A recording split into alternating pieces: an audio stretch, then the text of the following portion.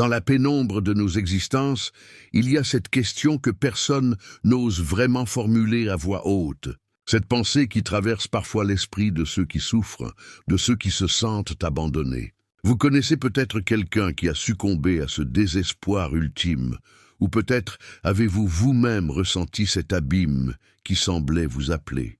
Mes chers frères et sœurs en Christ, aujourd'hui, nous allons plonger ensemble dans une révélation bouleversante, une vérité que l'Église a préservée à travers les âges, mais dont on parle si peu dans notre monde moderne qui préfère fermer les yeux sur les réalités spirituelles. Ce que je vais vous partager aujourd'hui n'est pas destiné à vous effrayer, mais à vous éclairer, à vous protéger, à sauver des âmes. Car connaître ce qui arrive réellement à l'âme d'un suicidé dans les minutes qui suivent son passage est peut-être la révélation la plus importante que vous entendrez cette année.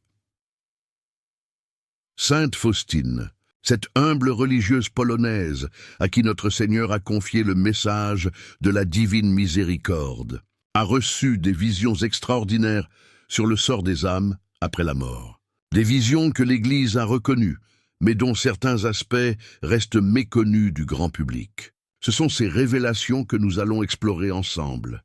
Avant de continuer, je vous invite à faire le signe de croix. Que le Seigneur éclaire notre intelligence et ouvre notre cœur à sa vérité. Imaginez ce moment où l'âme quitte le corps. Pour la plupart d'entre nous, ce passage se produira naturellement, à la fin d'une vie plus ou moins longue. Mais pour ceux qui décident de mettre fin à leur jour, ce passage est brutalement provoqué, violemment anticipé. Et c'est là que commence une expérience dont peu de gens parlent. D'après les révélations de Sainte Faustine et d'autres mystiques catholiques, l'âme du suicidé se trouve dans un état de choc profond. Contrairement à ce qu'elle espérait, la douleur ne cesse pas. Au contraire, elle se transforme. La souffrance physique ou émotionnelle qui a poussé à cet acte désespéré devient une souffrance spirituelle d'une intensité inimaginable. L'âme réalise soudain qu'elle n'a pas mis fin à sa douleur, mais qu'elle l'a cristallisée pour l'éternité.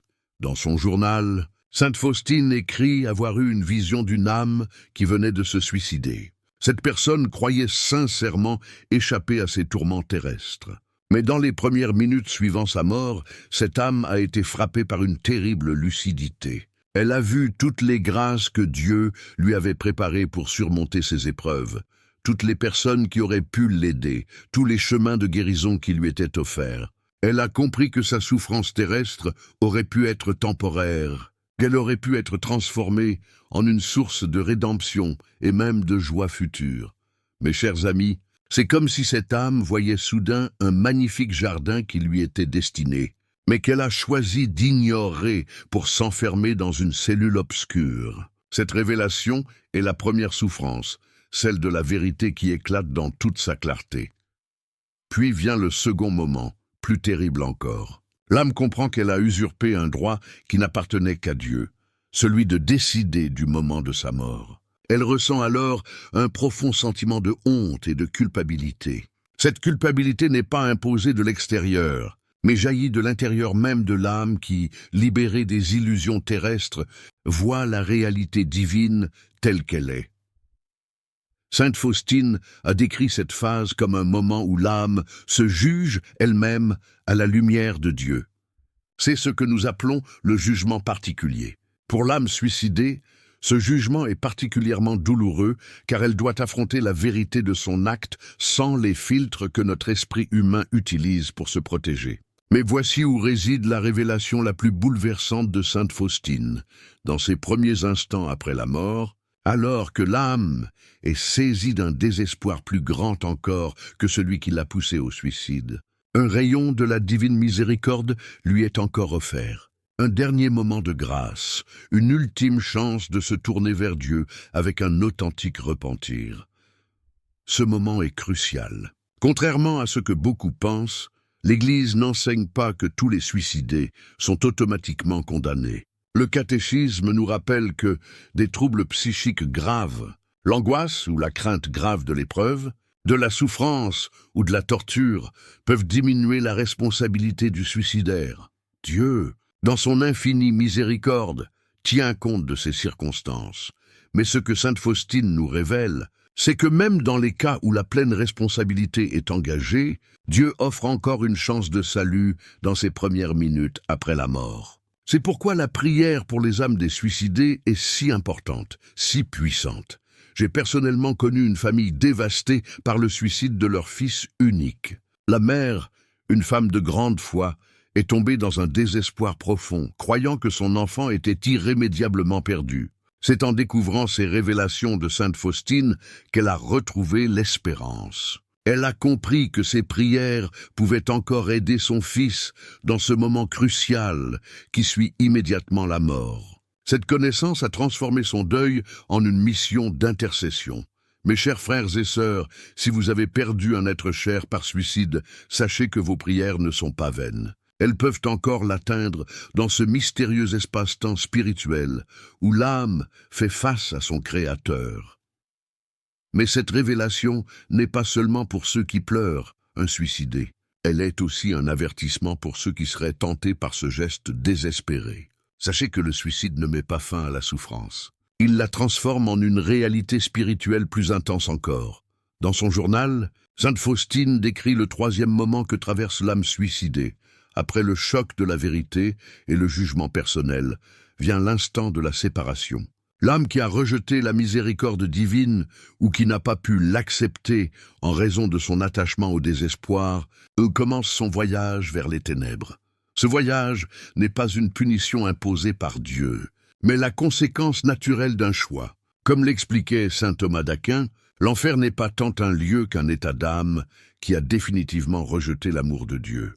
Pour l'âme suicidée, qui persiste dans son désespoir et son refus de la miséricorde, cette séparation commence dès les premières minutes après la mort.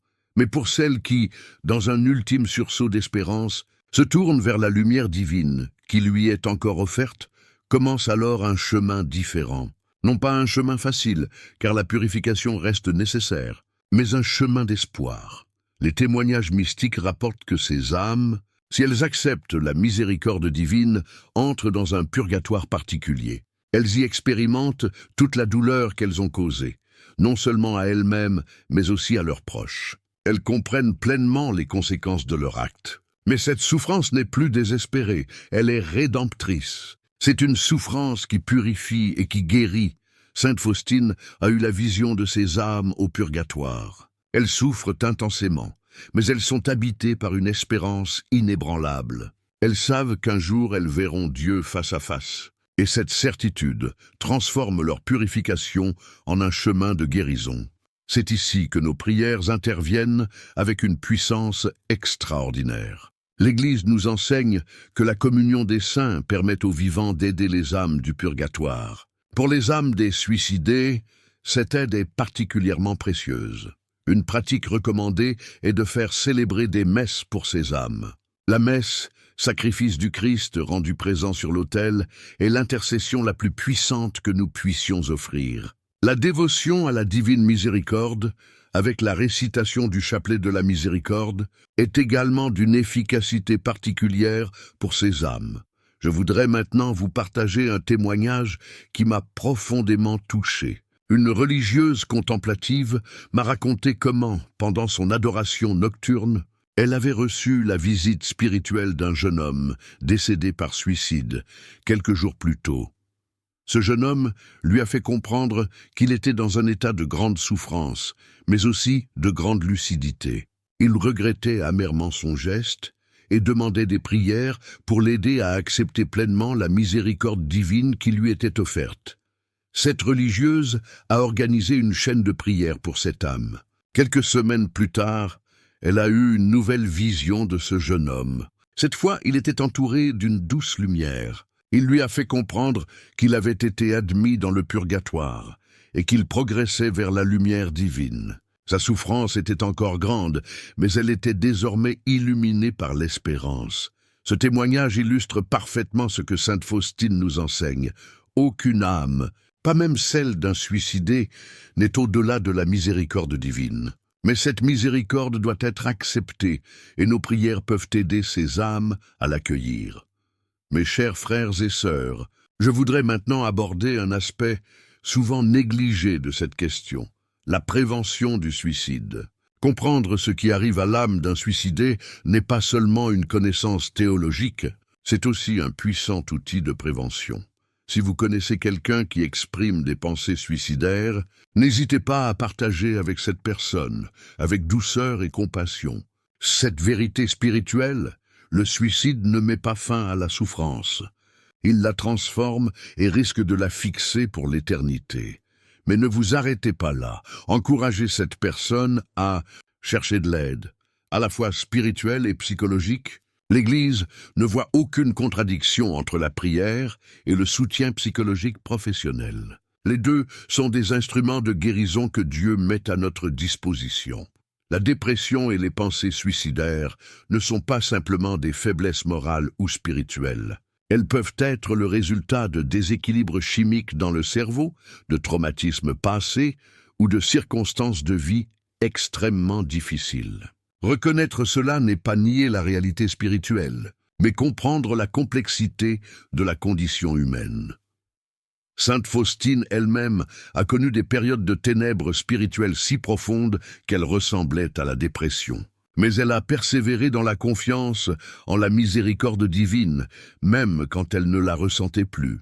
Son exemple nous montre qu'il est possible de traverser les vallées les plus obscures sans perdre l'espérance. Si vous-même luttez contre des pensées suicidaires, je vous en supplie, accrochez-vous à cette vérité. Votre souffrance actuelle, aussi insupportable qu'elle puisse paraître, est temporaire. Elle peut être transformée. Il existe des chemins de guérison que vous ne pouvez peut-être pas voir maintenant, mais qui existent réellement. Rappelez-vous ce que sainte Faustine a vu, l'âme suicidée qui découvre, trop tard, toutes les grâces qui lui étaient destinées pour surmonter ces épreuves. Ces grâces vous attendent aussi. Ne fermez pas la porte à ces possibilités divines. La vie est un don sacré. Même dans ces moments les plus sombres, elle reste une opportunité de rédemption, de croissance et ultimement de sainteté. Chaque jour que vous vivez est une victoire sur les ténèbres, un acte de foi dans la promesse divine que toute souffrance a un sens et une fin. Je voudrais maintenant approfondir un aspect mystique de cette révélation de sainte Faustine. Dans les minutes qui suivent le suicide, l'âme fait une expérience que l'on pourrait comparer à une revue de vie, mais d'une intensité particulière. Elle voit non seulement ce qui a été, mais aussi ce qui aurait pu être. Cette vision est d'autant plus douloureuse que l'âme comprend alors que sa souffrance terrestre, aussi atroce qu'elle ait pu être, avait une valeur rédemptrice immense. En persévérant dans cette souffrance, elle aurait pu participer au mystère de la croix du Christ. Elle aurait pu transformer sa douleur en un puissant instrument de salut, non seulement pour elle-même, mais aussi pour d'autres âmes.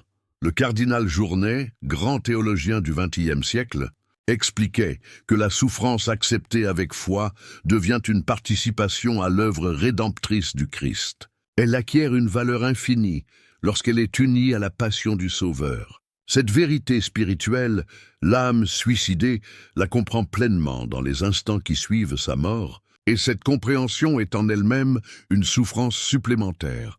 Mais la révélation de sainte Faustine ne s'arrête pas à cette dimension douloureuse. Elle nous dévoile aussi l'incroyable sollicitude de Dieu pour ses âmes blessées.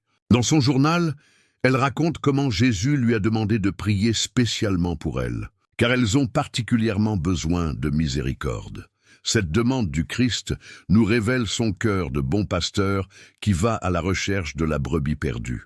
Les âmes suicidées sont précisément ces brebis qui se sont égarées dans les ravins du désespoir. Et le Christ, loin de les abandonner, mobilise toute l'Église, visible et invisible, pour les secourir. C'est pourquoi, mes chers frères et sœurs, votre prière pour ces âmes est si précieuse. Elle s'inscrit dans ce grand mouvement de salut initié par le Christ lui-même. Elle rejoint l'intercession de la Vierge Marie, des anges et des saints pour ces âmes particulièrement souffrantes. Une pratique recommandée est d'offrir votre communion eucharistique pour ces âmes. Au moment où vous recevez le corps du Christ, Unissez-vous intentionnellement à sa miséricorde infinie et dirigez-la vers les âmes des suicidés, particulièrement celles qui viennent de quitter ce monde et qui se trouvent dans ce moment crucial de choix entre l'acceptation ou le rejet définitif de la miséricorde divine. Le chapelet de la divine miséricorde est également une arme spirituelle puissante pour ces âmes. En récitant « Pour sa douloureuse passion, ayez pitié de nous et du monde entier », incluez spécialement les âmes des suicidés dans cette intention. Cette prière, révélée par Jésus lui-même à sainte Faustine, a une efficacité particulière pour attirer la miséricorde divine sur les âmes les plus désespérées. Je voudrais maintenant vous inviter à un moment de prière silencieuse pour toutes ces âmes. Prenez quelques instants pour les confier à la miséricorde divine.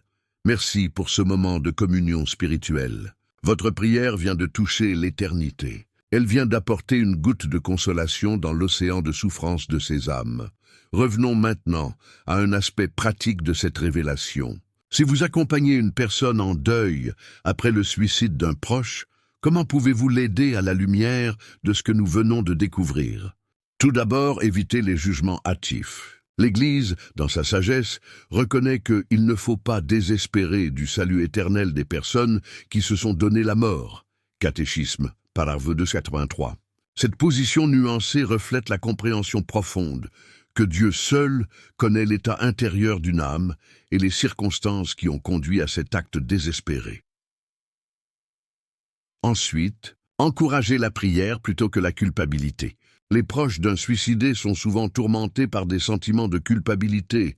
J'aurais dû voir les signes, j'aurais pu faire quelque chose. Ces sentiments, bien que naturels, ne sont pas constructifs. Aidez-les à transformer cette énergie émotionnelle en intercession pour l'âme de leurs proches. Partagez avec eux l'espérance que donne la révélation de sainte Faustine. Même après le suicide, il existe encore une possibilité de rédemption pour cette âme. Leurs prières peuvent encore l'aider dans ce moment crucial qui suit immédiatement la mort. Proposez-leur des pratiques concrètes. Faire célébrer des messes, réciter le chapelet de la divine miséricorde, offrir des sacrifices quotidiens pour cette âme. Ces actes spirituels non seulement aideront l'âme du défunt, mais apporteront aussi consolation et guérison aux vivants. N'hésitez pas à les orienter vers des groupes de soutien catholiques pour les personnes en deuil après un suicide. Le partage avec d'autres personnes qui vivent la même épreuve peut être profondément thérapeutique. L'Église dispose de nombreuses ressources dans ce domaine, et il est important de les faire connaître. Mes chers frères et sœurs, je voudrais maintenant vous partager une méditation qui m'a été inspirée par ces révélations de sainte Faustine. Elle concerne le regard que nous portons sur notre propre souffrance. Lorsque nous traversons des périodes de douleur intense, qu'elles soient physiques, émotionnelles ou spirituelles, nous avons naturellement tendance à nous concentrer sur cette souffrance et à chercher les moyens d'y échapper. Cette réaction est humaine et compréhensible, mais la sagesse chrétienne nous invite à élargir notre perspective. Notre souffrance, aussi réelle et légitime soit-elle, s'inscrit dans un dessein plus vaste que nous ne pouvons pas toujours percevoir dans l'immédiat. Elle a une valeur et un sens qui dépassent notre compréhension actuelle. C'est précisément cette vérité que l'âme suicidée découvre dans les minutes qui suivent sa mort, sa souffrance terrestre. Qu'elle a cherché à fuir par un acte désespéré avait en réalité une valeur inestimable dans l'économie divine du salut. Elle était une participation au mystère de la croix, une opportunité de rédemption et de croissance spirituelle. Cette révélation nous invite à porter un regard différent sur nos propres épreuves.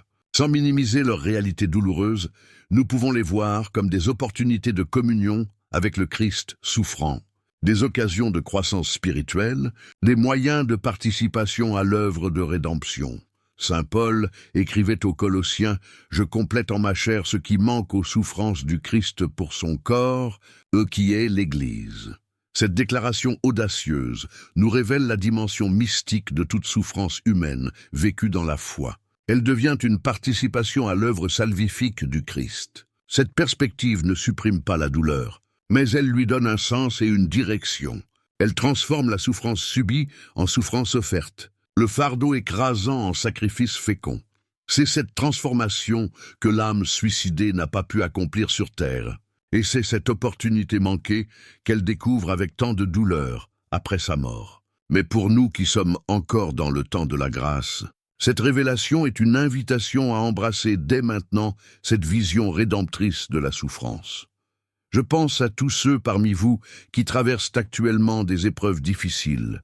Maladie, deuil, dépression, anxiété, solitude, précarité. Sachez que votre souffrance n'est pas vaine. Unie à celle du Christ, elle devient un trésor spirituel d'une valeur inestimable.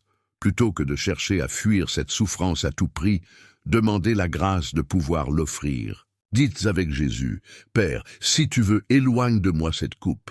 Cependant que ce ne soit pas ma volonté, mais la tienne qui se fasse. » Cette prière n'est pas une résignation passive, mais un acte de confiance héroïque dans la sagesse et l'amour de Dieu.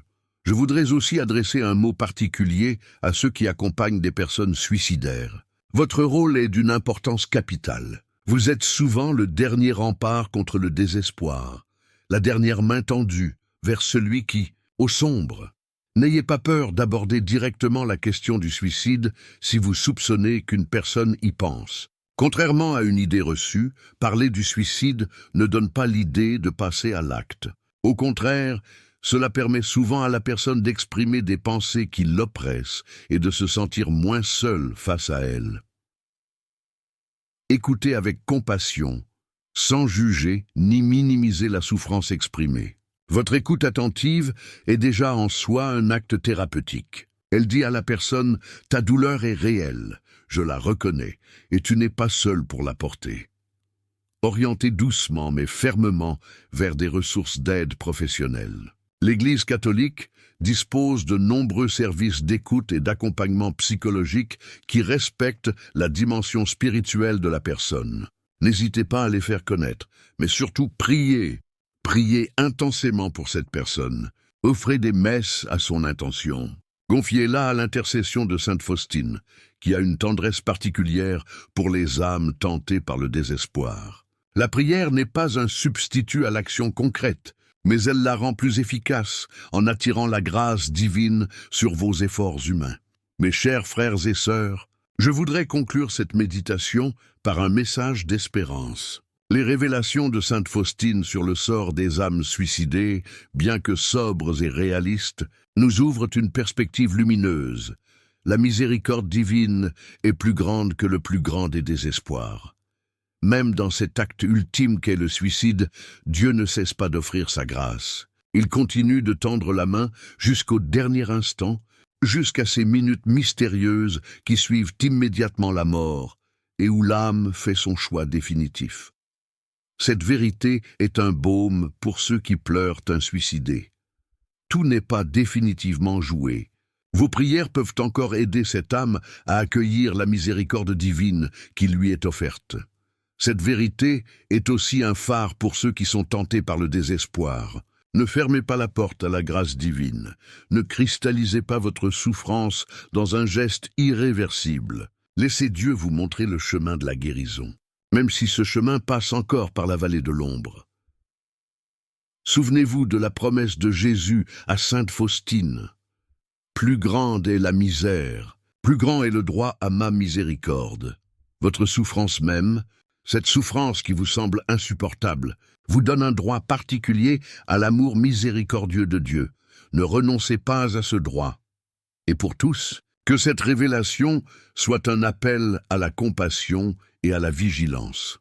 Soyons attentifs aux signes de désespoir chez nos proches. N'ayons pas peur d'aborder les sujets difficiles. Soyons ces mains tendues qui rattachent à l'espérance ceux qui glissent vers l'abîme. En ces temps troublés où tant d'âmes sont tentées par le désespoir, soyons des témoins de la divine miséricorde, des phares d'espérance dans la nuit du monde. Je vous invite à prier chaque jour pour les âmes tentées par le suicide, ainsi que pour les âmes de ceux qui ont déjà commis cet acte désespéré. Que votre prière soit ce fil d'or qui les relie à la miséricorde divine, cette main tendue qui les aide à saisir la grâce offerte, Et si vous-même traversez actuellement des ténèbres spirituelles, n'oubliez pas, vous n'êtes pas seul. L'Église tout entière prie pour vous. La communion des saints vous soutient. Des grâces spéciales vous sont préparées pour ce combat particulier. Ne renoncez pas à la lumière, même quand vous ne la voyez plus. Elle est là, fidèle, attendant patiemment que les nuages se dissipent. Mes chers frères et sœurs, je confie chacun de vous à la tendresse de Notre-Dame de la Miséricorde. Qu'elle vous enveloppe de son manteau maternel et vous conduise toujours plus profondément dans le mystère de l'amour divin qui est notre seule espérance, notre seul refuge, notre seul salut. Ne manquez pas notre prochain vidéo qui apparaît maintenant sur votre écran. Cliquez sur la carte et découvrez les révélations extraordinaires de Sainte Faustine sur la miséricorde divine qui peut atteindre même les âmes les plus désespérées. Que Dieu vous bénisse et vous garde dans sa paix.